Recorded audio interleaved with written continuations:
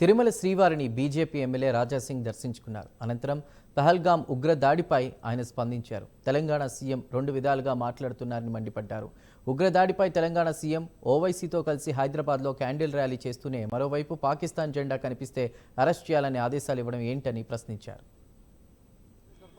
Phone చేసినారు. నేను police వాళ్ళకి అడిగిన అసలు ఎందుకు తీసినారు అంటే పోలీసు వాళ్ళు అంటున్నారు అది పాకిస్తాన్ జెండా కాదు, ఒక మతానికి చెందిన జెండా అని పోలీస్ అధికారులు అంటే నేను గూగుల్లో సెర్చ్ చేసి పోలీస్ అధికారులకు పంపించిన. చూడండి పాకిస్తాన్ జెండానే, మీకు ఇంత కూడా అవగాహన లేకపోతే ఎట్లా అంటే పోలీసు వాళ్ళు అప్పుడు అంటున్నారు హౌ ఇది పాకిస్తాన్ జెండానే అంటే. ఒకవైపు తెలంగాణ ముఖ్యమంత్రి గారు ఓవైసీతోని కలిసి క్యాండిల్ మార్చ్ తీసినారు. అక్కడ పహల్గాంలో టెర్రరిస్ట్ దాడిలో చాలా మంది మనోళ్ళు చనిపోయినారని. ఇంకోవైపు పోలీసు వాళ్ళకి ఆదేశం ఇస్తున్నారు, ఎవరైనా పాకిస్తాన్ జెండా రోడ్ పైన కానీ మాల్ గడప కాడ కానీ ఏదైనా రాజకీయ నేతలు గడప కానీ పెడితే వాళ్ళపైన